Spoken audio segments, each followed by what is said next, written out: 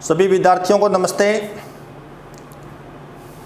मैं काफ़ी दिन से वीडियो अपलोड नहीं कर पाया किसी वजह से। काफ़ी बच्चों के मेरे पास फ़ोन भी आए थे कि सर वीडियो अपलोड नहीं कर रहे, तो मैं काफ़ी दिनों से वीडियो अपलोड नहीं कर पाया कोई कारण से। तो आगे से आप लोगों के पास हमेशा वीडियो अपलोड होंगे। अपने पढ़ रहे थे इलेक्ट्रोस्टैटिक्स शुरू किया था आप लोगों ने। इलेक्ट्रोस्टैटिक्स स्थिर विद्युत की, इसमें इलेक्ट्रो शब्द का अर्थ होता है चार्ज, स्टैटिक शब्द का अर्थ होता है एट रेस्ट। तो क्या हो गया? स्थिर आवेश, स्थिर आवेश।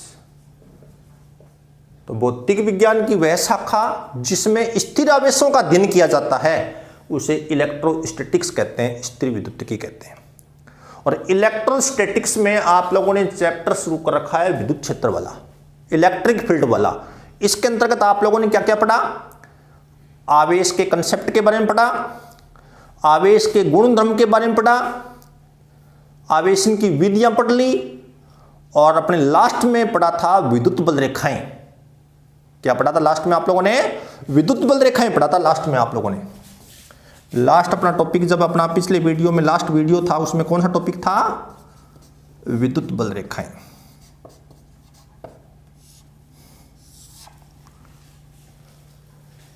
आप लोगों को यह पता है कि इस चैप्टर में आप लोग कौन से आवेशों का अध्ययन कर रहे हो? स्थिर आवेशों का अध्ययन कर रहे हैं। स्थिर आवेश क्या पैदा करता है बताओ? स्थिर आवेश विद्युत क्षेत्र उत्पन्न करता है। स्थिर आवेश विद्युत क्षेत्र उत्पन्न करता है, और विद्युत क्षेत्र को विद्युत बल रेखाओं के द्वारा दर्शाया जाता है। किसके द्वारा? विद्युत बल रेखाओं के द्वारा दर्शाया जाता है। और विद्युत बल रेखाएं क्या होती है? स्वतंत्र एकांक धनावेश का मार्ग होता है। स्वतंत्र एकांक धनावेश का मार्ग होता है जी। ठीक है। स्थिर आवेश विद्युत क्षेत्र पैदा करता है, और विद्युत क्षेत्र को विद्युत बल रेखाओं के द्वारा दर्शाया जाता है। और विद्युत बल रेखाएं स्वतंत्र एकांक धनावेश का मार्ग होता है। ये अपने पास प्लस क्यू आवेश है बेटा। कौन सा आवेश है ये अपने पास? प्लस क्यू आवेश है। ये आवेश अपने चारों तरफ क्या पैदा करेगा? विद्युत क्षेत्र पैदा करेगा। उस विद्युत क्षेत्र को विद्युत बल रेखाओं के द्वारा दर्शाया जाता है। और विद्युत बल रेखाएं स्वतंत्र एकांक धनावेश का मार्ग होता है। स्वतंत्र एकांक का मतलब एक, धनावेश का मतलब प्लस, स्वतंत्र प्लस वन आवेश का मार्ग है। तो मैं यहां पे प्लस वन आवेश रख दूं तो प्लस क्यू प्लस वन को क्या करेगा? प्रतिकर्षित। इधर रखूंगा तो इधर प्रतिकर्षित, इधर मैं प्लस वन आवेश रख दूंगा, प्लस क्यू प्लस वन को क्या करेगा? प्रतिकर्षित। क्योंकि समान आवेश एक दूसरे को प्रतिकर्षित करते हैं। तो ये किसके मार्ग हैं बताओ? ये स्वतंत्र एकांक धनावेश के मार्ग हैं। इन मार्गों को क्या कहते हैं? विद्युत बल रेखाएं। ये प्लस क्यू आवेश है, इसने अपने चारों तरफ क्या पैदा किया है? विद्युत क्षेत्र पैदा किया है। उस विद्युत क्षेत्र की क्या है? ये विद्युत बल रेखाएं हैं। ये अपने पास माइनस क्यू आवेश है। ये आवेश भी अपने चारों तरफ क्या पैदा करेगा? विद्युत क्षेत्र पैदा करेगा। उस विद्युत क्षेत्र को विद्युत बल रेखाओं के द्वारा दर्शाया जाता है। और विद्युत बल रेखाएं स्वतंत्र एकांक धनावेश का मार्ग होता है। तो यहां पे मैं प्लस वन आवेश रख दूं तो माइनस क्यू प्लस वन को क्या करेगा? आकर्षित। इधर रखूंगा तो ऐसे आकर्षित करेगा, इधर रख दूंगा तो ये किसके मार्ग हैं बताओ? ये स्वतंत्र एकांक धनावेश के मार्ग हैं। इन मार्गों को क्या कहते हैं? विद्युत बल रेखाएं। यानी ये माइनस क्यू आवेश है, और इस माइनस क्यू आवेश ने अपने चारों तरफ क्या पैदा किया है? विद्युत क्षेत्र पैदा किया है। उसकी ये विद्युत बल रेखाएं हैं। दिशा किधर है? अनंत से आवेश की तरफ। और ये धनावेश है जिसने विद्युत क्षेत्र पैदा किया है, उसकी विद्युत बल रेखाएं की दिशा है आवेश से अनंत की ओर। अब आप लोग देखिए, अब अपने पास दो आवेश हैं। कितने आवेश अपने पास? दो आवेश हैं बेटा, प्लस क्यू और माइनस क्यू। ऐसे दो आवेश जिनके मान समान हैं और प्रकृति विपरीत है, और दोनों आवेश पास पास रखे हुए ना, तो इस जोड़े को कहते हैं विद्युत द्विध्रुव। विद्युत द्विध्रुव में कितने आवेश होते हैं? 2 आवेश होते हैं, दोनों के मान समान होते हैं, दोनों की प्रकृति विपरीत होती है, दोनों आवेश पास पास रखे होते हैं, तो इस युग्म को कहते हैं विद्युत द्विध्रुव। तो इसमें भी आवेश है, तो ये आवेश क्या पैदा करेंगे? विद्युत क्षेत्र पैदा करेंगे।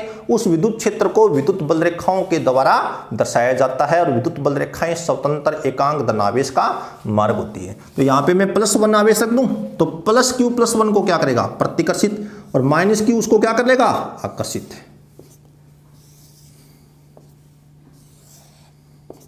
तो ये किसके मार्ग हैं? स्वतंत्र एकांक धनावेश के मार्ग हैं। इन मार्गों को क्या कहते हैं बताओ? विद्युत बल रेखाएं कहते हैं बेटा। ये विद्युत द्विध्रुव के कारण उत्पन्न विद्युत क्षेत्र की विद्युत बल रेखाएं हैं। इसके बाद में आप लोगों ने पढ़ा था विद्युत बल रेखाओं की विशेषताएं। विद्युत बल रेखाओं की दिशा धनावेश से ऋणावेश की ओर होती है, और विद्युत बल रेखा के किसी बिंदु पर खींची गई स्पर्शरेखा उस बिंदु पर विद्युत क्षेत्र की दिशा को व्यक्त करती है। विद्युत क्षेत्र की क्या रे? दिशा को व्यक्त करती है।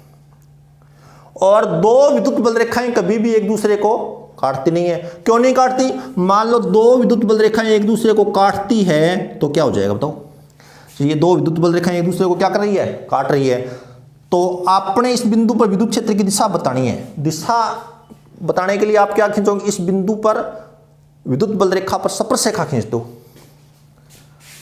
विद्युत बल रेखा पर खींची गई स्पर्शरेखा उस बिंदु पर विद्युत क्षेत्र की दिशा को व्यक्त करती है। यहां पर स्पर्शरेखा खींच दो, तो विद्युत क्षेत्र की 2 दिशाएं होगी, जो कि असंभव है। अतः 2 विद्युत बल रेखाएं कभी भी एक दूसरे को काटती नहीं है। और जहां पर विद्युत बल रेखाओं की संख्या ज्यादा होती है ना, वहां पर विद्युत क्षेत्र का मान भी ज्यादा होता है, और जहां पर विद्युत बल रेखाओं की संख्या कम होती है, वहां पर विद्युत क्षेत्र का मान भी कम होता है। विद्युत बल रेखाओं की संगतता विद्युत क्षेत्र की तीव्रता को व्यक्त करती है। आज अपने पढ़ते हैं एक समान विद्युत क्षेत्र। एक समान विद्युत क्षेत्र, या इसको बोलते हैं समरूप विद्युत क्षेत्र। समरूप विद्युत क्षेत्र। एक समान विद्युत क्षेत्र वो विद्युत क्षेत्र होता है जिसका सभी बिंदुओं पर परिमाण व दिशा समान होती है। उस विद्युत क्षेत्र को कहते हैं एक समान विद्युत क्षेत्र या समरूप विद्युत क्षेत्र कहते हैं। आप लोगों ने देखा होगा विद्युत क्षेत्र को किसके द्वारा दर्शाया जाता है? विद्युत बल रेखाओं के द्वारा। तो ये समरूप विद्युत क्षेत्र है, तो इसको भी किसके द्वारा दर्शाया जाएगा? विद्युत बल रेखाओं के द्वारा। और एक समान विद्युत क्षेत्र की जो विद्युत बल रेखाएं हैं ना, वो सीधी होगी बेटा। क्या होगी? सीधी होगी, समानांतर होगी एक दूसरे के। और बिल्कुल ये जो विद्युत बल रेखा है ना, ये कौन से विद्युत क्षेत्र की है? एक समान विद्युत क्षेत्र की है। और एक समान विद्युत क्षेत्र की विद्युत बल रेखाएं सीधी होगी, एक दूसरे के समानांतर होगी, और बीच की दूरी है ना, ये भी क्या होगी? समान होगी। और ये विद्युत बल रेखा है, ये विद्युत क्षेत्र की दिशा को व्यक्त करेगी। तो ये एक समान विद्युत क्षेत्र की विद्युत बल रेखाएं हैं। इसके अलावा कोई भी पोजीशन होगी ना, वो असमान विद्युत क्षेत्र की होगी। एक समान विद्युत क्षेत्र की विद्युत बल रेखाएं सीधी, बिल्कुल समानांतर एक दूसरे के, और उनके बीच की दूरी भी क्या होती है? समान होती है।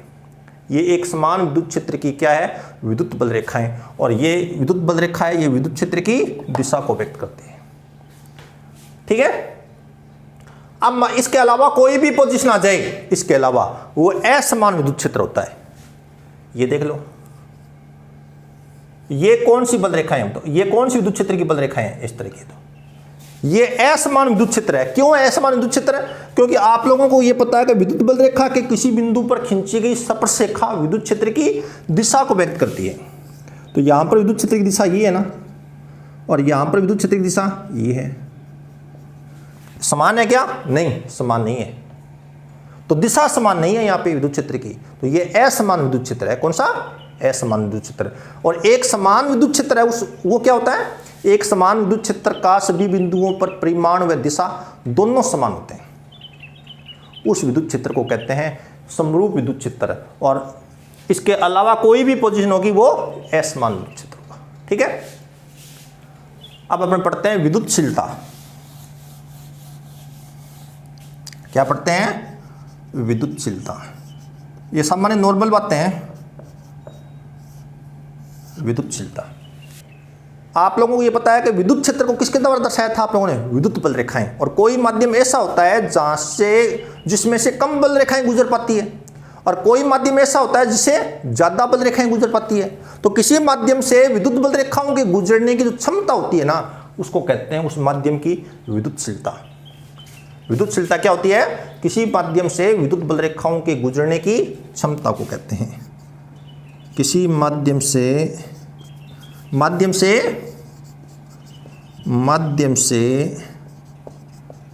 विद्युत बल रेखाओं के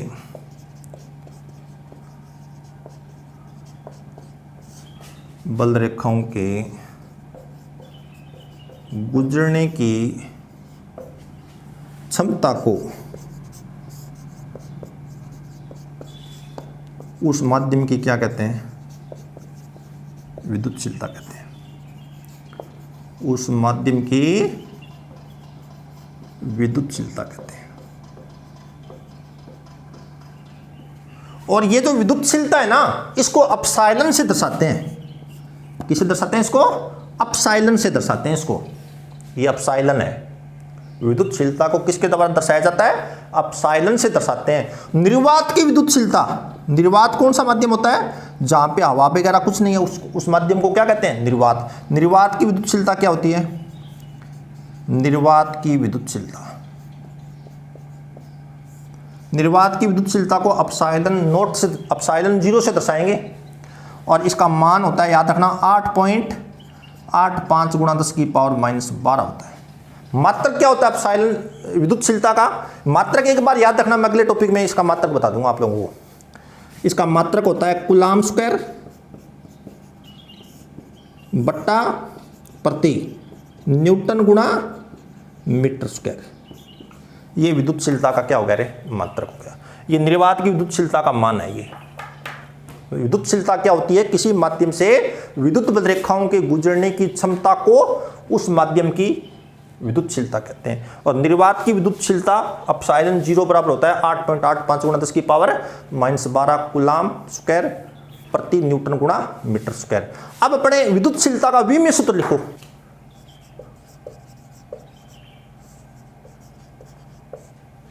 आप लोग विमीय सूत्र लिखने के लिए विशेष तौर पर 5 बातें हमेशा याद रखा करो। एक तो आप लोग याद रखना, बल का मात्रक क्या होता है बताओ? ये नोट में लिखा रहा हूं मैं अलग से। विमीय सूत्र लिखने के लिए आप लोग कितनी बातें, कम से कम कितनी बातें याद रखना? 5 बातें। बल का विमीय सूत्र क्या होता है? बल का मात्रक क्या होता है? न्यूटन। इसका विमीय सूत्र m1L1T-2 होता है। कार्य का मात्रक क्या होता है बताओ? कार्य का मात्रक होता है जूल, और विमीय सूत्र क्या होता है इसका? m1L2T-2। तीसरी बात आप लोग याद रखना कि वोल्ट बराबर क्या होता है? जूल बटा कूलाम। चौथा, कूलाम बराबर क्या होता है?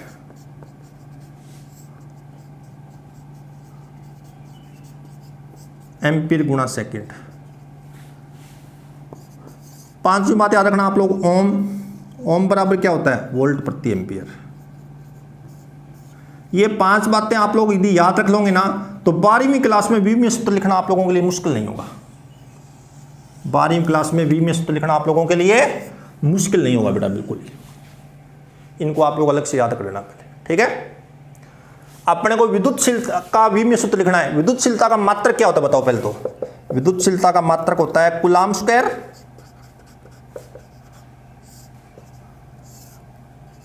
न्यूटन गुणा मीटर स्क्वायर है। कूलाम किसके बराबर होता है बताओ? एम्पीयर गुणा सेकंड। ज्यादातर ये 5 चीजें काम आएगी विमीय सूत्र में आप लोगों के। कूलाम बराबर होता है एम्पीयर गुणा सेकंड। एम्पीयर गुणा सेकंड का square newton metre square. Ampere को किससे लिखा जाता है विमीय सूत्र में? ए से। ए स्क्वायर हो जाएगा क्या? सेकंड को किससे लिखा जाएगा? सेकंड किसका मात्रक है? समय का। तो समय को किस लिखा जाता है? टी से, टी स्क्वायर हो जाएगा, ये स्क्वायर है ना। न्यूटन किसका मात्रक है? बल का। बल का विमीय सूत्र क्या होता है? m1 L1 T - 2। मीटर की जगह क्या लिख दोगे? L square. तो क्या बन जाएगा इसका मात्रक विमीय सूत्र? m1 - 1 और L - 3 T 4 2। ये बल क्या नाम, विद्युतशीलता का विमीय सूत्र है। विमीय सूत्र को हमेशा बड़े ब्रैकेट में लिखा जाता है, ठीक है। विमीय सूत्र लिखने के लिए 12वीं क्लास में आप लोगों के पास जितनी भी भौतिक राशियां आएगी, उनके विमीय सूत्र लिखने के लिए आप लोग कम से कम इन 5 बातों को जरूर याद रखना, ये अलग से, ठीक है। बहुत ही आसानी रहेगी आप लोगों को विमीय सूत्र लिखने में। अब अपने अगला टॉपिक है पराविद्युतांक। पराविद्युतांक का दूसरा नाम है अपेक्षिक विद्युतशीलता। क्या नाम होता है? अपेक्षिक विद्युतशीलता।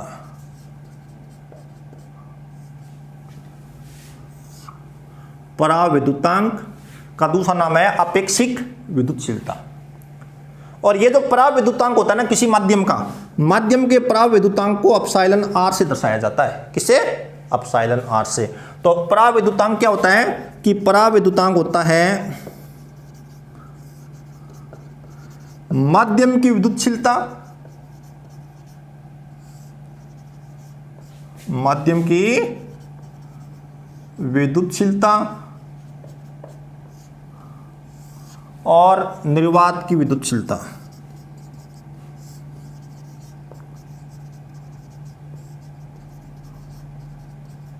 माध्यम की विद्युतशीलता और निर्वात की विद्युतशीलता के अनुपात को उस माध्यम का पराविद्युतांक कहते हैं। ये अभी 2020 के एग्जाम में आया था। पराविद्युतांक की परिभाषा लिखो, 1 नंबर का आया हुआ ये। तो पराविद्युतांक को किससे दर्शाते हैं? एप्सिलॉन r से। पराविद्युतांक की क्या परिभाषा होती है? माध्यम की विद्युतशीलता तथा निर्वात की विद्युतशीलता के अनुपात को उस माध्यम का पराविद्युतांक कहते हैं। तो माध्यम की विद्युतशीलता को एप्सिलॉन से दर्शाओगे, निर्वात की विद्युतशीलता को एप्सिलॉन 0 से दर्शाओगे। तो ये हो गया पराविद्युतांक। पराविद्युतांक का मात्रक होता है क्या? इसका मात्रक बताओ। पराविद्युतांक का मात्रक क्या होता है? देखो, ऊपर क्या है? विद्युतशीलता। नीचे भी क्या है? विद्युतशीलता। ऊपर जो मात्रक होगा वही मात्रक नीचे आएगा, तो इसका कोई मात्रक नहीं होता। यानी ये विमाहीन राशि है, विमाहीन या मात्रकीन राशि है। ये कौन? विद्युतशीलता। ये क्या नाम? पराविद्युतांक। पराविद्युतांक विमाहीन या मात्रकीन राशि है, ठीक है। और अलग अलग माध्यमों का पराविद्युतांक है ना, वो अलग अलग होता है बेटा। अलग अलग माध्यमों का पराविद्युतांक अलग अलग होता है। अलग अलग माध्यमों का पराविद्युतांक अलग अलग होता है। अलग अलग माध्यमों का पराविद्युतांक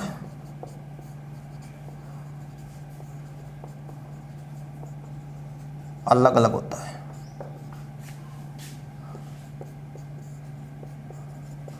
जैसे हवा के नाम निर्वात के लिए, किसके लिए? निर्वात के लिए क्या होता है बताओ? निर्वात के लिए एप्सिलॉन r है ना, वो 1 होता है। एप्सिलॉन r का मान सबसे कम है, वो न्यूनतम किसके लिए होता है? निर्वात के लिए होता है, न्यूनतम।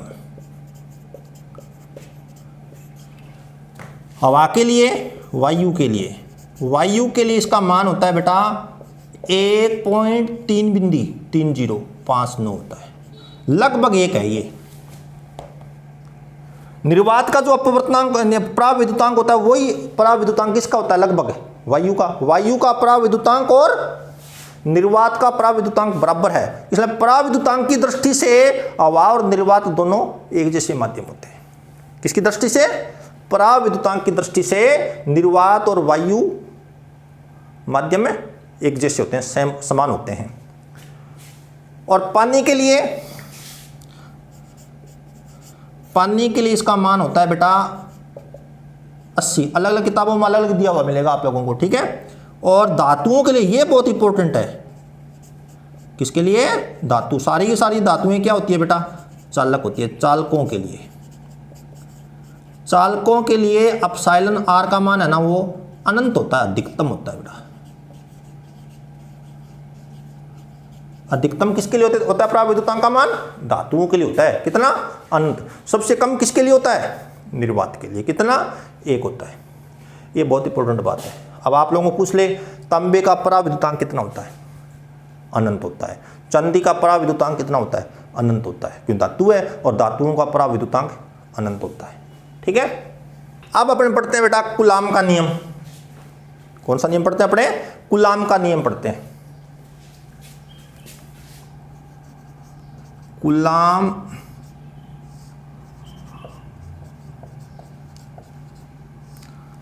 का नियम। कूलाम का नियम है ना, ये स्थिर आवेशों के लागू होता है। कौन से आवेशों के लिए? स्थिर आवेशों के लागू होता है ये कूलाम का नियम। याद रखना आप लोग, स्थिर आवेश है प्लस क्यू और माइनस, ये चलो अपने ये आवेश हैं दोनों, एक बार ये प्लस है, ये भी क्या है? प्लस। Q1 Q2 ले लिया। चलो प्लस प्लस क्या करते हैं एक दूसरे को? प्रतिकर्षित। और दोनों माइनस माइनस होते तो भी दोनों एक दूसरे को क्या करते? प्रतिकर्षित।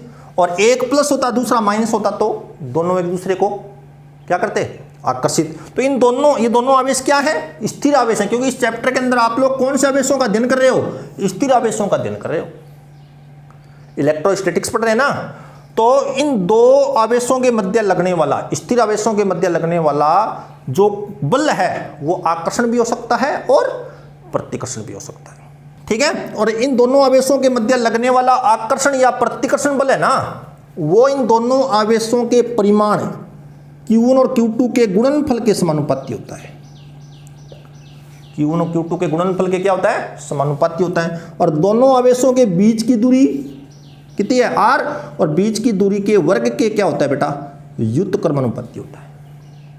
समझ में आ गई बात है कि दो स्थिर आवेशों के मध्य लगने वाला आकर्षण या प्रतिकर्षण बल दोनों आवेशों के परिमाणों के गुणनफल के समानुपाती होता है तथा दोनों आवेशों के बीच की दूरी के वर्ग के व्युत्क्रमानुपाती होता है।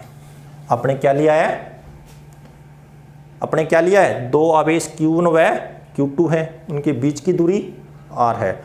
इन दोनों के बीच में लगने वाला बल आकर्षण भी हो सकता है और प्रतिकर्षण भी हो सकता है। आकर्षण कब होगा? जब दोनों आवेश, एक प्लस है दूसरा माइनस, दोनों आवेश विपरीत प्रकृति के हैं। इन दोनों आवेशों के मध्य लगने वाला बल प्रतिकर्षण कब होगा? जब दोनों आवेश समान प्रकृति के हैं। तो इन दोनों आवेशों के मध्य लगने वाला आकर्षण या प्रतिकर्षण बल दोनों आवेशों के परिमाणों के गुणनफल के समानुपाती होता है। और दोनों आवेशों के बीच की दूरी है ना, उसके वर्ग के क्या होता है? व्युत्क्रमानुपाती होता है। तो कितना होगा? F बराबर F समानुपाती Q1 Q2 बट्टा R²। ये समानुपाती चीज हटाओगे आप लोग तो क्या लगाओगे? एक है नियतांक लगता है K Q1 Q2 बट्टा R²। ये K क्या है? यहाँ समानुपाती नियतांक है। K क्या है? यहाँ समानुपाती नियतांक है, जहां K समानुपाती नियतांक है।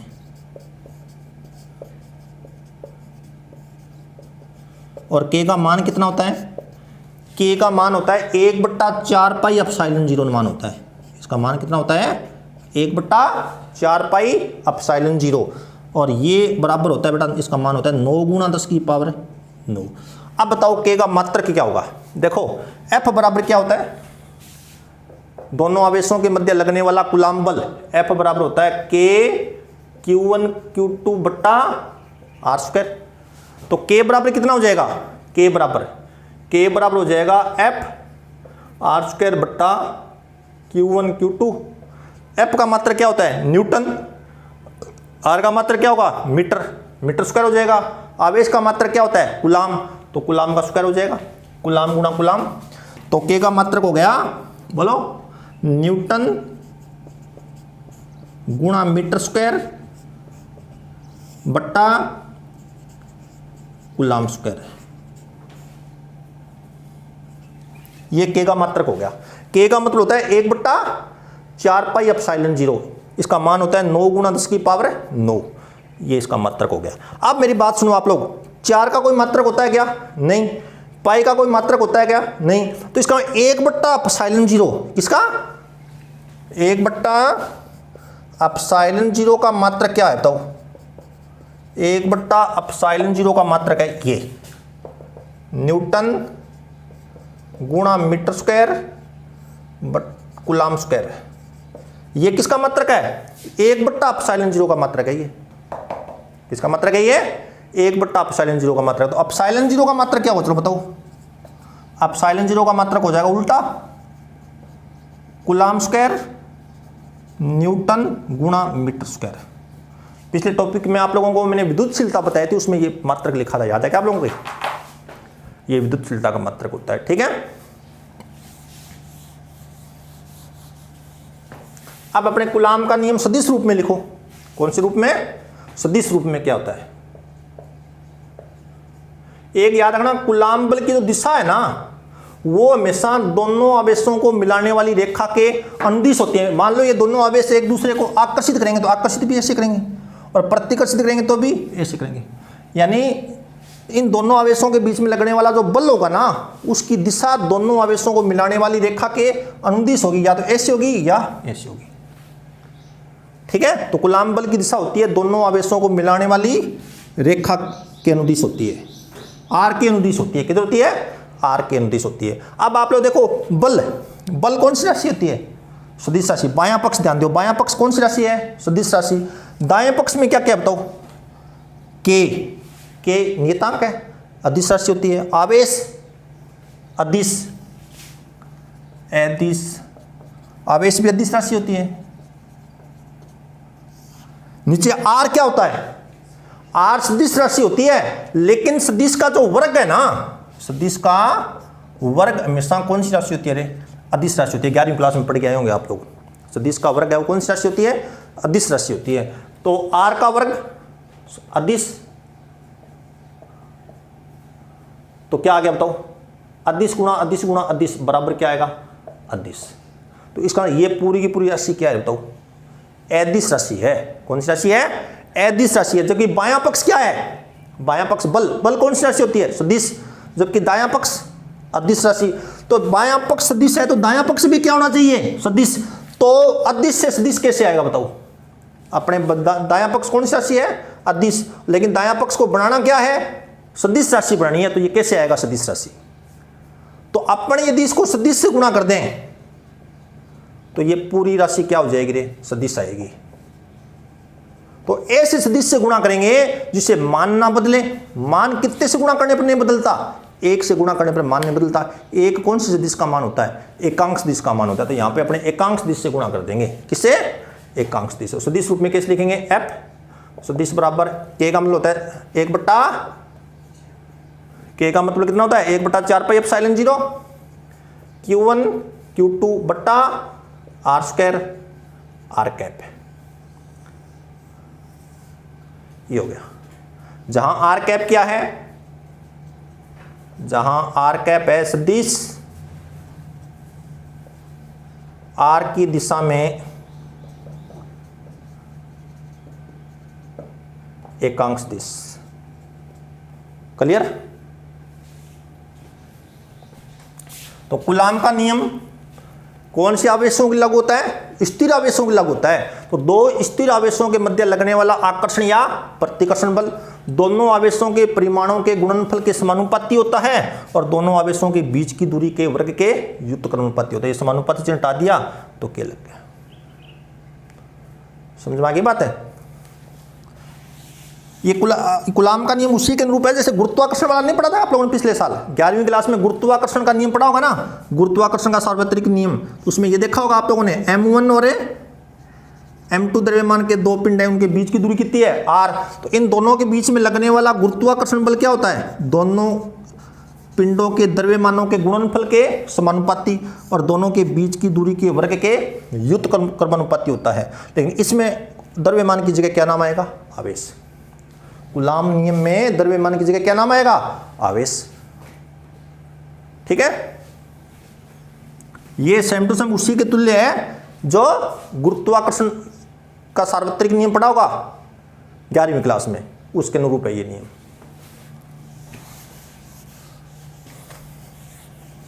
क्योंकि वहां पे तो द्रव्यमान था ना, वो गुरुत्वाकर्षण क्षेत्र पैदा करता था, और यहां पे आवेश है, आवेश क्या पैदा करेंगे? विद्युत क्षेत्र। नोट, ये अपने पास कितने आवेश हैं? 2 आवेश हैं, Q1 और Q2। दोनों के बीच की दूरी कितनी है? R।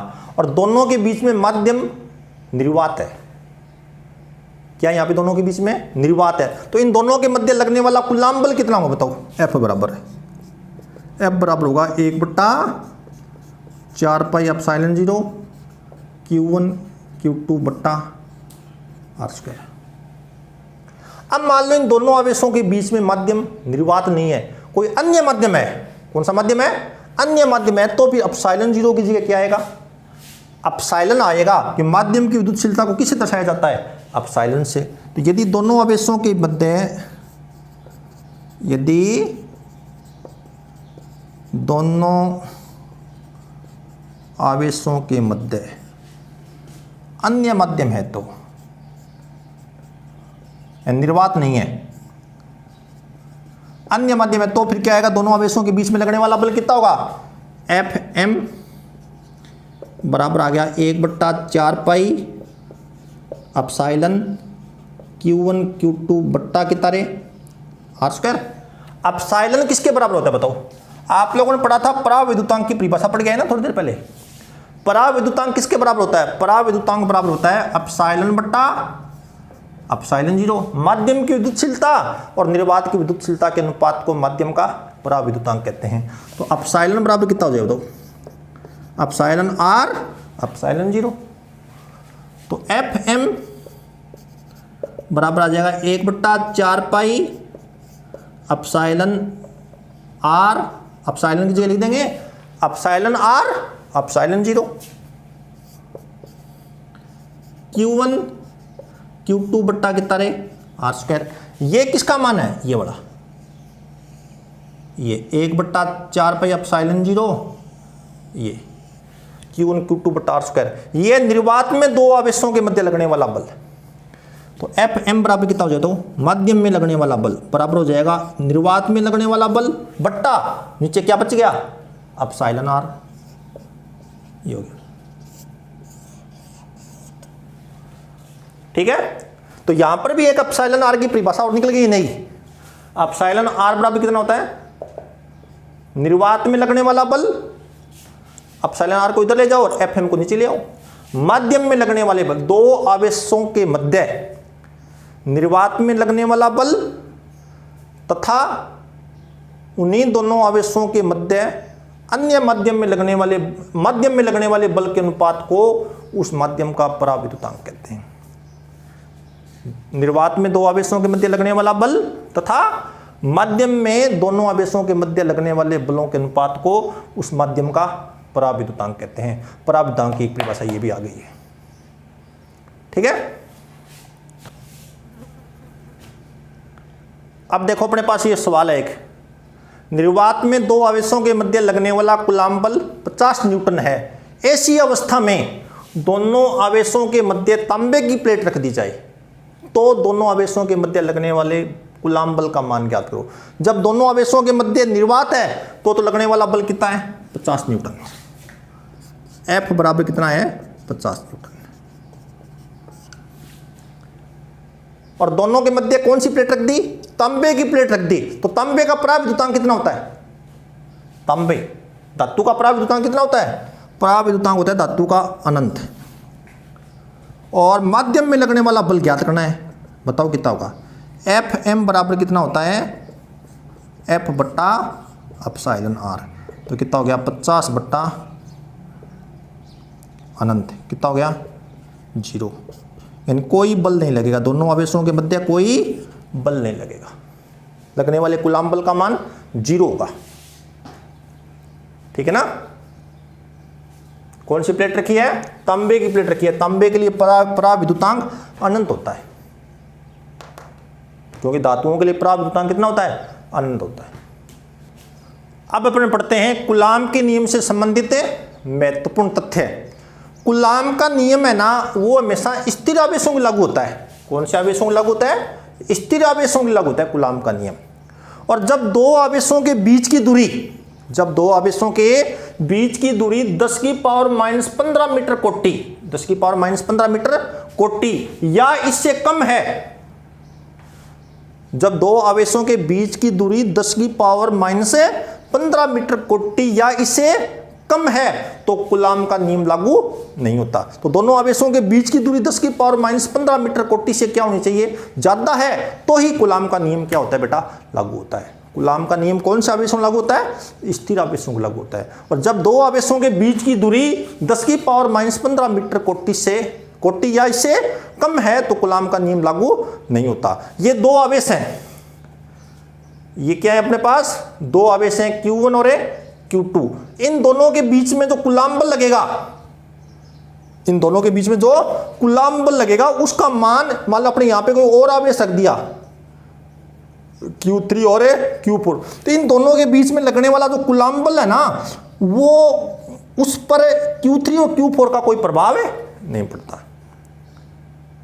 इन दो आवेशों के मध्य लगने वाला कूलाम बल का मान अन्य आवेशों की उपस्थिति से अप्रभावित रहता है। ठीक है। और कूलाम का नियम है ना, वो व्युत्क्रम वर्ग नियम का पालन करता है, क्योंकि कूलाम बल है वो वे राशियां जो दूरी के वर्ग के व्युत्क्रमानुपाती होती है, तो वो व्युत्क्रम वर्ग नियम का पालन करती है। तो कूलाम बल है वो दूरी के वर्ग के क्या है? व्युत्क्रमानुपाती। तो कूलाम नियम है वो व्युत्क्रम वर्ग नियम का पालन करता है। और कूलाम बल संरक्षी बल है। कौन सा बल है? संरक्षी बल है। संरक्षी बल कौन सा बल होता है? वे बल जिसके द्वारा किया गया कार्य प्रारंभिक और अंतिम स्थिति पर निर्भर करता है, पथ पर निर्भर नहीं करता। वे बल संरक्षी बल कहलाते हैं। तो कूलाम बल के द्वारा किया गया जो कार्य है ना, वो पथ पर निर्भर नहीं करता, केवल प्रारंभिक और अंतिम स्थिति पर निर्भर करता है। तो कूलाम बल है वो कौन सा बल है? संरक्षी बल है। तो कूलाम के नियम से संबंधित महत्वपूर्ण तथ्य क्या है कि कूलाम का नियम स्थिर आवेशों के लिए लागू होता है। और जब दो आवेशों के बीच की दूरी 10⁻⁻15 मीटर कोटि या इससे कम है तो कूलाम नियम लागू नहीं होता। और दो आवेशों के मध्य लगने वाले कूलाम बल का मान है वो अन्य आवेशों की उपस्थिति से अप्रभावित रहता है। और कूलाम का नियम व्युत्क्रम वर्ग नियम का पालन करता है। और कूलाम बल है वो कौन सा बल है? संरक्षी बल है। ठीक है। अब प्रश्न उठता है ये कोटि क्या होती है बेटा? कोटि सामान्यतः बच्चे क्या सोचते हैं? 10 की पावर होती है कोटि। हालांकि होती 10 की पावर ही होती है कोटि, लेकिन कौन सी 10 की पावर होती है कोटि, ये बताना है अपने को। क्या बताना है? कोटि। देखिए अपने पास ये है 2.3 × 10⁻14। कोटि बताने के लिए हमेशा एक तो बात ध्यान रखना कि दशमलव से पहले एक अंक होना चाहिए। दशमलव से पहले कितना अंक होना चाहिए? एक अंक होना चाहिए दशमलव से पहले। उसके बाद आप लोगों को कोटि निर्धारित करनी है। दशमलव से पहले एक अंक नहीं है तो एक अंक बनाओ। एक अंक बना लिया मैंने, जैसे 2.3 हो गया। इससे पहले बात और सुन दो आप लोग, वर्गमूल 10। वर्गमूल 10 का मतलब होता है 10 की पावर आधा। 10 की पावर 1/2 का मान 3.16 होता है बेटा। वर्गमूल 10 का मान कितना होता है? 3.16। मान लो यहां पे 3.16 से कम है, यहां पे 3.16 से कम है तो इसमें पावर 10, ये 10 की पावर है आधे से कम है, आधे से कम है, तो इसकी कोटि कितनी होगी? 10 की पावर 14 होगी। कोटि कितनी है यहाँ पे? 10 की पावर है 14। और मान लो यहां पर ये होता 4.3 × 10 की पावर 14 है। अब बताओ कोटि कितनी है यहाँ पे? यहां पे ये मान है 4.3 है, कितना है? कोटि बताने के लिए दशमलव से पहले कितना अंक होना चाहिए? एक अंक। अब देखो एक अंक कर लिया, यहां पे बताओ मान कितना है? 4.3। ये 4.3 है वो 3.16 से ज्यादा है। इसका मतलब ये हुआ कि 4.3 है ना, ये 10 की पावर आधे से ज्यादा है। 10 की पावर आधे से ज्यादा है, आधे से ज्यादा है तो एक पावर बढ़ा देना फिर आप लोग। तो यहां कोटि है ना, कोटि कितनी होगी? 10 की पावर 15 होगी। यहां कोटि कितनी होगी? 10 की पावर 14 होगी, क्योंकि यहाँ पे 3.16 से कम है, मतलब 10 की पावर आधे से कम है, तो 10 की पावर 14 कोटि होगी। और यहाँ पर 3.16 से ज़्यादा है, 3.16 से ज़्यादा होने वाला है, 10 की पावर आधे से ज़्यादा है, तो एक पावर बढ़ा देना, फिर 10 की पावर 15 होगी कोटि। ठीक है। और पिछला वीडियो आप लोग जरूर देख, मैंने पीछे 4 वीडियो अपलोड किए हैं, वो चारों वीडियो देखना, ये वीडियो देखना। ठीक है। और अब आगे से मैं आप लोगों के लिए रेगुलर वीडियो अपलोड करूंगा। किसी कारणवश से पीछे मैं वीडियो अपलोड नहीं कर पाया, और वीडियो को आप लोग सब्सक्राइब जरूर करोगे। वीडियो को क्या करोगे आप लोग, सब्सक्राइब जरूर करोगे। यहाँ पर जब आप लोग वीडियो को खोलोगे ना, ओपन करोगे, तो यहाँ पर सब्सक्राइब शब्द आएगा एक लिखा हुआ। ठीक है। और ये सब्सक्राइब शब्द रेड कलर का होता है। कौन सा कलर का होता है, रेड कलर का। यदि रेड कलर का है ना, तो इसका ये चैनल सब्सक्राइब नहीं हुआ। तो आप लोग इस पे अंगूठे से क्या कर देना, टच कर देना, अंगुली से टच करते ही रेड कलर तो गायब हो जाएगा, और इसका कलर कौन सा हो जाएगा, ब्लैक हो जाएगा। तो चैनल क्या हो गया, सब्सक्राइब हो गया। तो सब्सक्राइब जरूर करूंगी आप लोग चैनल, ताकि मेरे द्वारा अपलोड्स वीडियो के नोटिफिकेशन आप लोगों को मिलते रहें, और आगे से हमेशा वीडियो अपलोड होंगे आप लोगों के लिए। तो लगातार आप लोग देखते रहना वीडियो को। पिछले 4 वीडियो जरूर देखना, ये वीडियो देखना, और आगे इन वीडियो जो मैंने वीडियो अपलोड किए इनको शेयर भी करना, ताकि अधिकतम बच्चों को ज़्यादा से ज़्यादा फायदा मिल सके। धन्यवाद।